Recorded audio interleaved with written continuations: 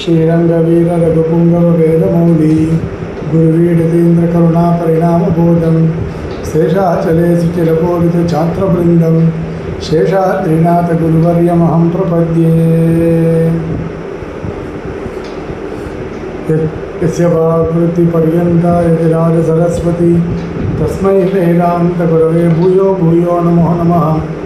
विशुद्धविज्ञानगणस्वरूपं विज्ञानविश्राणबद्धदीक्षं दयानिधिं देहभृतां शरण्यं देवं हयग्रीवमहप्रपद्ये।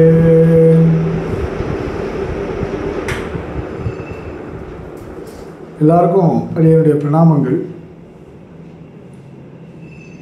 யதீந்திரமத தீபிகாவில் நாம் சப்தாவதாரம் பார்த்தோம். இதுக்கப்புறம் நாம் பிரகிருதி அவதாரத்தை பார்க்க போகிறோம். பிரகிருதி அதாவது ஏவம் உத்திஷ்டானாம் உத்தேசக்கிரமேன லக்ஷண பரீட்சை கிரியேதே அப்படின்னு பார்த்தோம். அதில் ஆரம்பத்தில் பதார்த்த விபாகம் முடிஞ்ச உடனே ஒரு விஷயத்தை சொன்னார். லக்ஷண பரீட்சையானது எந்த கிரமத்தில் சொல்லப்பட்டதோ பதார்த்த விபாகம் லக்ஷணையும் பரீட்சையும் எந்த கிரமத்தில் சொல்லப்பட்டதோ அதே கிரமத்தில் நான் பண்ணுறேன் அப்படின்னு சொன்னார். அதே மாதிரி பிரமாணங்களை நிரூபித்தார். பிரத்யக்ஷம், அனுமானம், சப்தம் அப்படின்னு பிரமாணங்களை நிரூபித்தார். அதில் பிரத்யக்ஷத்தை பார்த்தோம், சப்தத்தை பார்த்தோம், அனுமானத்தை இன்னும் நம்ம பார்க்கல.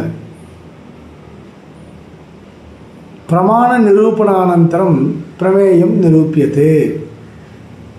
பிரமாணங்களை நிரூபித்த பிறகு பிரமேயமானது நிரூபிக்கப்பட்டதாக ஆகிறது. பிரமாணம் நிரூபித்த பிறகு பிரமேயமானது நிரூபிக்கப்படுகிறது. பிரமாணானி த்ரீன்யேவன் சொன்னார். பிரத்யக்ஷம், அனுமானம், சப்தம். பிரமேயம் திவிதம் திரவியம் அத்ரவிய பேதாத். அதில் திரவியம் ரெண்டு விதம், ஜடம் அஜடம். ஜடம் ரெண்டு விதம், பிரகிருதி காலம். அஜடம் ரெண்டு விதம், பராக்கு பிரத்யக்கு. பராக் ரெண்டு விதம், தர்மபூத ஞானம் நித்திய விபூதி. பிரத்யக் ரெண்டு விதம், ஜீவன் ஈஸ்வரன். இப்படி பிரிக்கப்பட்டிருக்கு. இந்த நான்காவது அவதாரம் தொடக்கமாக பிரகிருதி அவதாரம், காலம், நித்திய விபூதி, தர்மபூத ஞானம், ஜீவன் ஈஸ்வரன் அப்படின்னு நான்காவது அவதாரம் தொடக்கமாக 9வது அவதாரம் வரைக்கும் இந்த பிரமேயங்களை நிரூபிக்கிறார். அதாவது திரவியங்களை நிரூபிக்கிறார். 10வது அவதாரத்தில் அத்ரவியத்தை நிரூபிக்கிறார். சரி, பிரமாண நிரூபணானந்தரம் பிரமேயம் நிரூபியதே பங்கி. பிரமாணத்தை நிரூபித்த பிறகு பிரமேயமானது நிரூபிக்கப்படுகிறது. பிரகர்ஷேன மேயம் பிரமேயம். பிரகர்ஷேன மேயம் பிரமேயம். நன்றாக அறிந்து கொள்ளப்படுவது என்பது பிரமேயம்.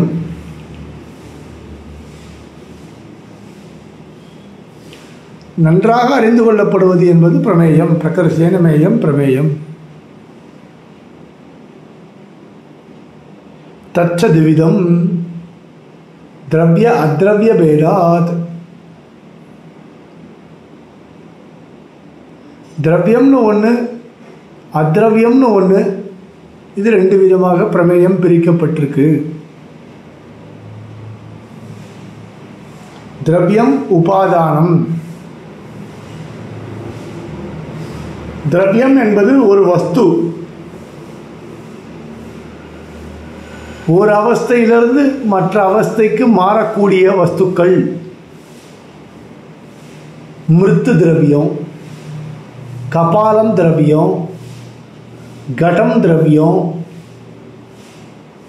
ஏன்னா மிருதவஸ்தையிலிருந்து கபாலத்துவ அவஸ்தை, கபாலத்துவ அவஸ்தையிலிருந்து கடத்துவ அவஸ்தை, இப்படி அவஸ்தாசிரயம் உபாதானம்.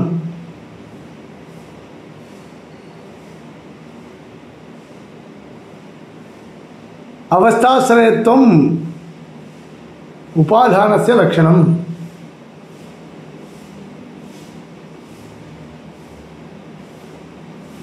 சரி, திரவியம்னா வஸ்து, வஸ்துக்கள் ஒரு அவஸ்தையிலிருந்து மற்றொரு அவஸ்தைக்கு மாறுதலை அடைவது அப்படின்னு சொன்னோம். அதுக்கு மேலே நனு அப்படின்னு ஆரம்பிக்கிறார் சில விஷயங்களை. இப்போ இந்த பதார்த்த விபாகங்கள் விஷயத்தில் நமக்கும் நையாயிகனுக்கும் சில வேறுபாடுகள் இருக்கு. பதார்த்தங்களை நாம விவாகப்படுத்துகிறோம், நையாயிகர்களும் பதார்த்தங்களை விவாகப்படுத்துகிறார். இப்போ பிரமேயங்களை திரவியம் அத்ரவியம் அப்படின்னு இரண்டு விதமாக நாம் பிரித்திருக்கிறோம். நையாயிகர்கள் பதார்த்தங்களை விவாகம் பண்ணும் பொழுது திரவிய குண கர்ம சாமானிய விசேஷ சமவாய அபாவஹா சப்த பதார்த்தாக அப்படின்னு சொல்லியிருக்கா. நீங்கள் பதார்த்தாக த்விதாக அப்படின்னு சொல்கிறீங்க. நியாய வைசேஷிகர்கள் நையாயிகர்கள் பதார்த்தங்களை 16 விதமாக சொல்கிறா, வைசேஷிகர்கள் 7 விதமாக சொல்கிறா. இப்போ 7 சொல்லியிருக்கிறப்போ நீ எப்படி 2 சொல்கிற? சாமானிய ஒரு பிரச்சனம். இப்போ நாமெல்லாம் விசிஷ்டாத்வைத வேதாந்த சாஸ்திரத்துள்ள பிரவேசிக்கிறதுக்கு முன்னாடி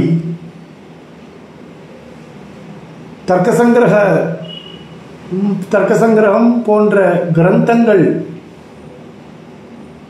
வாசிச்சுட்டு இந்த மாதிரியான சாஸ்திரங்களில் பிரவேசிக்கிறது அப்படின்னு ஒரு வழக்கம். நீங்கள் எதா கிரமம் குருகுல பத்தத்தியாக இதை வாசித்தா நேரடியாக யதீந்திரமதி தீபிகை வராது. பிஏ ஃபஸ்ட் இயரில் யதீந்திரமதி தீபிகா, பிராக்ஷிரோமணி ஃபஸ்ட் இயர், பிராக்ஷிரோமணி செகண்ட் இயரில் பார்த்தீங்கன்னா தர்க்கசங்கிரகம் போன்ற கிரந்தங்கள்லாம் வந்துடும். சாமான்யமாக ஒரு பிரச்சனை ஏற்படுமோ இல்லையோ, அவள் பதார்த்தத்தை 7 விதமாக சொல்லியிருக்கா, இன்னொருத்தர் பதார்த்தத்தை 16 விதமாக சொல்லியிருக்கா, நீங்கள் 2 விதமாக சொல்கிறீங்களே, இப்போ அதெல்லாம் பாக்கி இருக்கக்கூடியவைகள்லாம் அப்படின்னு ஒரு பிரச்சனை.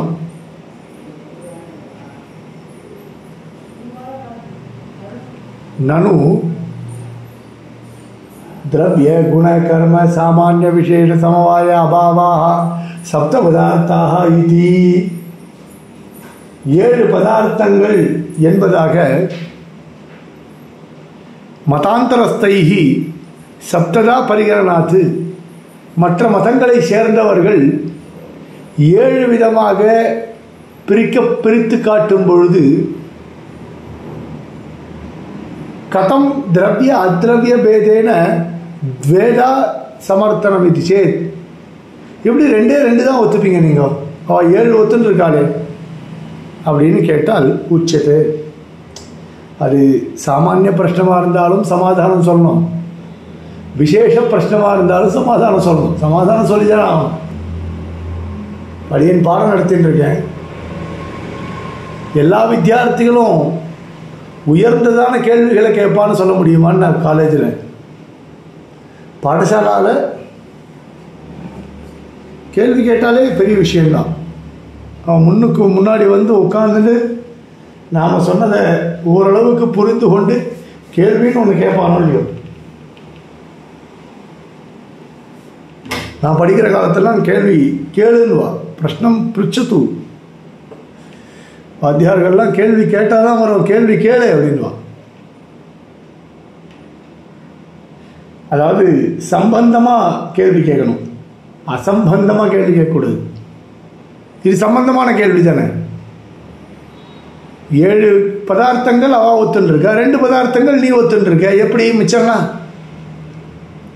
அப்போ சொல்கிறார் திரவியம் குணம்.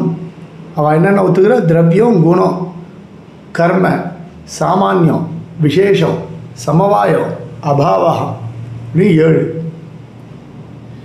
திரவியம் நாம் ஒத்துன்னு இருக்கோம். அத்ரவியம் என்பது ந திரவியம் அத்ரவியம், திரவிய பின்னம் அத்ரவியம் அப்படின்னு ஒத்துண்டு அவர்கள் குணம் என்று எதை தெரிவிக்கிறார்களோ அதைத்தான் நாம் வந்து திரவிய அத்ரவியம் அப்படின்னு தெரிவிக்கிறோம். அதனால் திரவியம் ஆச்சு, அத்ரவியம் ஆச்சு. அதன் பிறகு கர்ம, சாமானியம், விசேஷ, சமவாய, அபாவாக இவைகளை ஏன் ஒத்துக்கலை அப்படின்றத இங்கே விவரித்து சொல்கிறார். சரி, அவ கர்மா அப்படின்னு சொன்னால் செயல் அப்படின்னு அர்த்தம். கர்மன்னா புண்ணியபாபுரப்பு கர்மா கிடையாது. வேதாந்திகளுக்கு கர்மானாலே புண்ணியபாபுரப்பு கர்மான்னு ஆகிடும். இல்லை, கர்மா அப்படின்னா செயல். நாம் செய்யக்கூடிய காரியங்களை செயல்னு சொல்கிறோமோ இல்லையா, அந்த செயல் வியாபாரம், அதுதான் கர்ம. அந்த கர்மாவை அவர்கள் ஏற்றுக்கொண்டு அதை 5 விதமாக ஏற்றுக்கொண்டு இருக்கிறார்கள். உக்ஷேபணம், அபக்ஷேபணம், ஆகுஞ்சனம், பிரசாரணம், கமனம். உக்ஷேபண, அபக்ஷேபண, பிரசாரண, ஆகுஞ்ச, கமன பேதா பஞ்சகர்மாணி. அப்போ 5 விதமான கர்மாக்கள் அவளால் ஏற்றுக்கொள்ளப்பட்டிருக்கிறது. 5 ஒத்துக்க வேண்டிய அவசியம் இல்லையே. அவ்வளோ ஒத்துக்கணுமா? சரணாத்மகம் கர்ம, அசைதல் கர்மன்னு ஒத்துட்டு போகலாமோ இல்லையோ. உக்ஷேபணம்னா மேலே படர்தல், அபக்ஷேபணம்னா கீழே படர்தல், ஆகுஞ்சனம்னா அனைத்து பக்கங்களிலும் படர்தல், பிரசரம்னா பறந்து விரிந்து இருத்தல், கவனம்னா செல்லுதல், இப்படிலாம் ஒத்துக்கணுமா? அசைதல் போருமே, ஒன்றே ஒன்று போருமே. அவள் என்ன ஒத்துக்கிறாளோ அது அப்படியே ஒத்துக்கணுன்ற அவசியம் இல்லையே. அசைதல் சலனாத்மகம் கர்ம. இது ஏகசைவ ஏகதைவ உபமத்தேஹே. ஒன்றை மட்டுமே நம்மளால சொல்லிட்டு போக முடியும். சரி, அப்படின்னா கர்மான்னு தனியாக ஒத்துக்கிய, கர்மா என்று தனியாக ஏற்றுக்கொள்ளலாமே, ஒன்று ஒத்துக்கோ அப்படின்னா இல்லை. தஸ்யாபி சயோகம் ஆதாயைவ உபபத்தேஹே.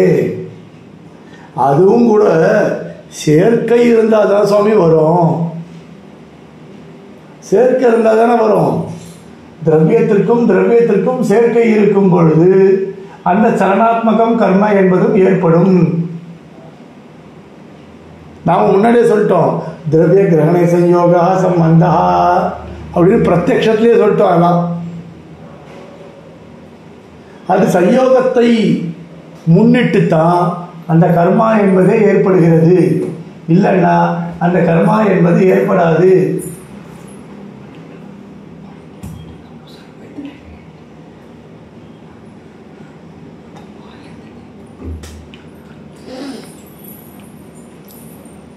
கௌரவாத்து சரணாத்மகம் கர்ம இத்தி ஏகதைவ உபபத்தேः தஸ்யாபி சயோகம் ஆதாயைவ உபபத்தேः. அதனால கர்ம என்பது கிடையாது. சம்ஸ்தானமேவ ஜாதிரிதி சம்ஸ்தானாத்திரேக்கி சாமானிய அனங்கீகாராத்து. சரி, அடுத்து கர்ம சாமானியம்னு ஒத்துக்கிறாள் சுவாமி. சாமானியம் அப்படின்னா அவளதில் ஆகாரம், அதாவது ஸ்ட்ரக்சர் வேற, ஜாதி வேற. சாமானியம் ந ஜாதிஹி அப்படின்லாம் இருக்கு. ஸ்ட்ரக்சர் வேற, ஜாதி வேற அப்படின்னு ஒத்துக்கிறான். நம்மளதுல அப்படிலாம் கிடையாது. சம்ஸ்தானம் தான் ஜாதி, ஆகாரம் தான் ஜாதி. ஆக்கிருத்த அதிகரண நியாயம்னு ஒரு நியாயமே இருக்கு. ஸ்ரீபாஷ்யத்தில் சுதப்பிரகாஷிகள் எடுக்கிறார். அதில் மீமாம்சகர்களுக்கும் நையாயிகர்களுக்கும் விசிஷ்டாத்வைத வேதாந்திகளுக்கும் பூர்வபக்ஷ சித்தாந்தங்களானது அமைகிறது. அதில் பாஷ்யக்காரர் ரொம்ப அழகாக ஆக்கிருத்த அதிகரண நியாயத்தை தெரிவிக்கிறார். ஆகையினால் சம்ஸ்தானமேவ ஜாதிஹி. சம்ஸ்தா அப்படின்னா ஆகாரம்னு அர்த்தம், அதுதான் ஜாதி. சம்ஸ்தானத்தை காட்டிலும் வேறுபட்டதான சாமானியத்தை நாங்கள் ஏற்றுக்கொள்ள வேண்டும்னு நீ எப்படி சொல்ல முடியும்? சொல்ல முடியாது. இன்னொன்று, அடுத்தது சமவாயம். விசேஷத்துக்கு வருவோம், சமவாயத்துக்கு போகலாம். அடுத்தது சமவாயம். சமவாயம் ஏற்றுக்கொள்ளப்படாதுன்னு நம்ம பிரத்யட்சத்திலே பார்த்துட்டோம். திரவிய கிரகணை சம்யோக சம்பந்த திரவிய கத ரூபாதி கிரகணை சமவாய அனங்கீகாராத்து சயுக்த ஆசிரியன சம்பந்தா அப்படின்னு பிரத்யட்சத்தில் பார்த்தோம். நாம் சமவாயத்தை ஏற்றுக்கொள்வதில்லை. ஏன் சமவாயத்தை ஏற்றுக்கொள்வதில்லை அப்படின்னா, சமவாயத்தை ஒத்துண்டா அனவஸ்தா தோஷம் வரும், சூத்திரகாரருக்கு விரோதம். சமவாய அபியுபகமாச்ச சாமியாத் அனவஸ்திதே அப்படின்னு சூத்திரகாரருக்கு விரோதம் வரக்கூடிய காரணத்தினால சமவாயத்தை நாம் ஏற்றுக்கொள்வது இல்லை. அதற்கு பதிலாக சயுக்த ஆசிரியன சம்பந்தா அப்படின்னு ஏற்றுக்கிறோம் அப்படின்னு பிரத்யட்சத்திலே பார்த்துட்டோம். சமவாயச சமவாயாந்தர அங்கீகாரே. சமவாயம், அந்த சமவாயம் அங்கே எப்படி இருக்குன்னு சொல்லும்போது இன்னொரு ஒரு சமவாயம்னு ஒத்துண்டே போனால் அனவஸ்தா இன்ஃபினிட்டிவ் அப்படின்னு அனவஸ்தா தோஷம் வரும். தஸ்யாபி சயுக்த விசேஷணத்தையே உபபத்தே.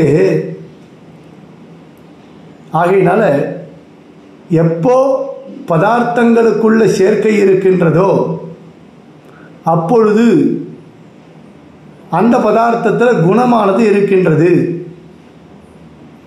அந்த குணமானது அந்த பதார்த்தத்தை ஆசிரியித்து இருக்கின்றது.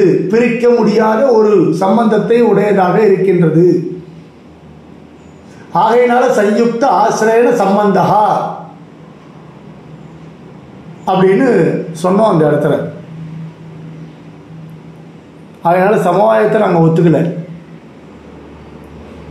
ஜீவ ஈஸ்வரையோ அணுத்துவ விபுத்வாதி விபாஜக தர்ம மந்திரேன விசேஷ இதி கிஞ்சித் பதார்த்த அங்கீகாரே கௌரவாத். விசேஷம் அப்படின்னு ஒரு பதார்த்தத்தை அவர்கள் ஏற்றுக்கொள்கிறார்கள்.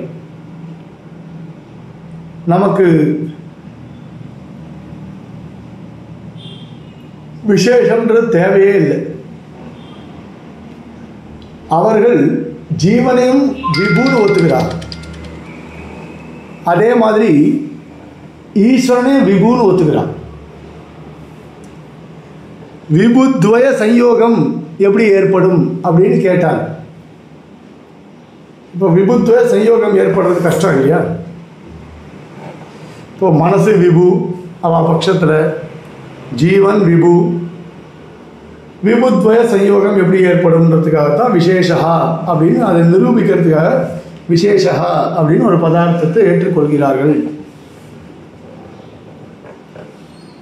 இப்போ நமக்கு விசேஷம்ன்ற பதார்த்தம் அவசியமே இல்லை. நம்மளை பொறுத்த வரைக்கும் ஜீவன் அணு, பரமாத்மா விபு, மனசு அணு.